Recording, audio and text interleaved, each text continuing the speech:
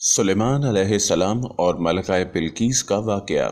आप अलैहिस्सलाम का एक वाक़या मलका बिल्कीस के साथ पेश आया। सूरह नमल आयत नंबर 20 से 25 में है। आपने परिंदों की देखभाल की और फरमाने लगे, क्या बात है कि हुदहुद नजर नहीं आ रहा? क्या वो वाकई गैर हाजिर है? यकीनन मैं उसे सख्त सजा दूंगा या उसे ज़िबा कर डालूंगा या वो मेरे सामने कोई माकूल वजह बयान करे। कुछ ज्यादा देर न गुजरी कि उसने आकर कहा, मैं एक ऐसी खबर लाया हूँ कि आपको उसकी खबर ही नहीं, और मैं सबा की एक सच्ची खबर आपके पास लाया हूँ। मैंने देखा है कि उनके बादशाह एक औरत है जिसे हर किस्म की चीज से कुछ न कुछ दिया गया है और उसका तख्त भी बड़ा अजीम है। मैंने उसे और उसकी कौम को अल्लाह ताला को छोड़कर सूरज को सजदा करते पाया है। शैतान ने उनके काम मुज़य्यन करके उन्हें दिखाकर सीधे रास्ते से हटा दिया है। बस वो हिदायत पर नहीं आते कि उसी अल्लाह को सजदा करें जो आसमानों और ज़मीनों की पोशीदा चीज़ों को बाहर निकालता है, और जो कुछ तुम छुपाते और जाहिर करते हो वो सब कुछ जानता है। हुदहुद ने अल्लाह ताला की ये सिफ़त बयान की कि ये अपनी हिस्स के जरिए ज़मीन में पानी वाले हिस्से का पता चला लेता है। सुलेमान अलैहिस्सलाम को भी यही हुदहुद बताया करता था कि पानी कहाँ है, फिर आप जिन्नात के जरिए पानी निकलवाते थे। ये इत्तला सुनकर सुलेमान अलैहिस्सलाम हैरान हुए। सुलेमान अलैहिस्सलाम ने हुदहुद से कहा, हम अभी तुम्हारी बात की तस्दीक कर लेते हैं। सूरह नमल आयत नंबर 27-28 में है। सुलेमान ने कहा, अब हम देखेंगे कि तूने सच कहा है या तू झूठा है। मेरे इस खत को ले जा, तू उन्हें दे दे, फिर उनके पास से हट आ और देख कि वो क्या जवाब देते हैं। आपने एक खत लिखकर वो दिया। खुद वो खत लेकर मलका बिल्कीस के महल पहुंचा। खत उसके सामने गिरा कर दीवार पर जा बैठा।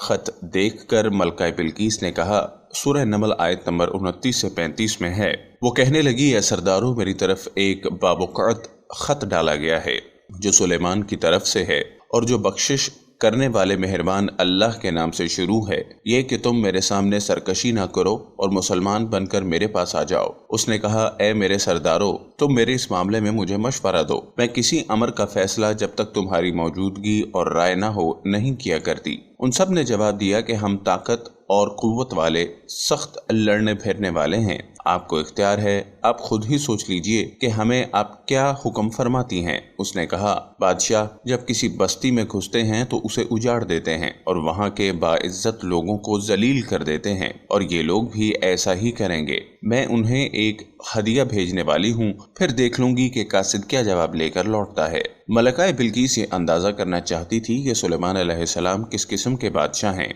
और ये कि वो उनके खिलाफ लड़ सकेंगे या नहीं। चुनाचे उसने फलस्तीन की तरफ शुमार तहाइफ रवाना किए ताकि लड़ाई की नौबत न आए। लेकिन जब ये तहाइफ सुलेमान अलैहिस्सलाम के पास पहुंचे तो आप गजबनाक हो गए। सूरह नमल आयत नंबर 36-37 में है, बस जब कासिद सुलेमान के पास पहुंचा तो आपने फरमाया, क्या तुम माल से मुझे मदद देना चाहते हो? मुझे तो मेरे रब ने इससे बहुत बेहतर दे रखा है जो तुमने मुझे दिया। बस तुम ही अपने तोहफे से खुश रहो। जा, उनकी तरफ वापस लौट जा। हम उनके मुकाबले पर वो लश्कर लाएंगे जिनके सामने उनके पड़ने की ताकत नहीं, और हम उन्हें जलील और पस्त करके वहां से बाहर निकाल देंगे। कासिद उनका जवाब सुनकर और ये हाल देखकर दहशत ज़दा हो गए। उन्होंने बल्कीस के पास जाकर सारी हकीकत बयान कर दी। मलका बल्कीस ने उन्हें पैगाम पहुंचाया कि हम इस्लाम कबूल करने के लिए तैयार हैं। सुलेमान अलैहिस्सलाम तक उनका पैगाम पहुंचा तो आप अपने दरबारियों की तरफ मुतवज्जे हुए। सूरह नमल आयत नंबर 38 से 41 में है, आपने फरमाया, ए सरदारों, तुम में से कोई है जो इनके मुसलमान होकर पहुंचने से पहले ही उसका तख्त मुझे ला दे। एक देव हैकल जिन कहने लगा कि आप मजलिस से उठें, इससे पहले ही मैं उसे आपके पास ला देता हूँ। यकीन मानिए कि मैं इस पर कादिर हूँ और मैं हूँ भी अमानतदार। जिसके पास किताब का इल्म था वो बोल उठा, आप पलक झपकाएं, इससे पहले मैं उसे आपके पास पहुंचा सकता हूँ। जब आपने उसे अपने पास मौजूद पाया तो फरमाने लगे, यही मेरे रब का फजल है कि वो मुझे आजमाए और मैं शुक्रगुजारी करता हूँ या नाशुक्री। शुक्रगुजार अपने ही नफे के लिए शुक्रगुजारी करता है, और जो नाशुक्री करे तो मेरा परवरदिगार बेपरवाह और करम करने वाला है। हुक्म दिया कि उसके तख्त की सूरत बदल दो ताकि मालूम हो जाए कि ये राह पा लेती है या उनमें से होती है जो राह नहीं पाते। तख्त लाने वाले आदमी के मुतालिक जो ये आया है कि उसके पास किताब का इल्म था, तो मुफस्सिरीन इस बारे में इख्तलाफ है कि वो कौन था। कुरान करीम के अल्फाज से जो मालूम होता है तो वो इतना ही है कि वो इंसान ही था जिसके पास किताब इलाही का इल्म था। अल्लाह ताला تعالیٰ نے کرامت اور اعجاز کے طور پر اسے یہ قدرت دے رکھی تھی کہ پلک جھپکتے وہ تخت لے آیا، اور پھر سلیمان علیہ السلام نے تخت میں تبدیلی کا حکم دیا۔ تخت میں تبدیلی کا حکم سن کر اس میں ہیرے جواہرات نکال دیے گئے اور دوسری جگہوں پر لگا دیے گئے۔ سورہ نمل آیت نمبر 42-43 میں ہے۔ پھر جب وہ آ گئی تو اس سے کہا گیا، ایسا ہی تیرا بھی تخت ہے؟ اس نے جواب دیا کہ گویا یہ وہی ہے، ہمیں اس سے پہلے ہی علم دے دیا گیا تھا اور ہم مسلمان تھے۔ اسے انہوں نے روک رکھا تھا کہ جن کو وہ اللہ کو چھوڑ کر پرستش کیا کرتی تھی، یقیناً وہ لوگ کافروں میں سے تھے۔ اب سلیمان علیہ السلام کی ملکہ بلقیس سے گفتگو شروع ہوئی، پھر وہ اسے تخت کے پاس لے آئے، پھر اس سے پوچھا کیا تیرا تخت بھی اسی طرح کا ہے؟ اس نے بہت اچھا اور فصاحت سے بھرپور جواب دیا۔ اس نے نہ تو یہ کہا کہ ہاں، کیونکہ وہ تو اپنا تخت پیچھے سبا کے علاقے میں چھوڑ آئی، یہاں کیسے آ سکتا تھا، نہ اس نے یہ کہا نہ، کیونکہ یہ تو وہی محسوس ہو رہا تھا، البتہ اس میں قدری تبدیلی محسوس ہو رہی تھی۔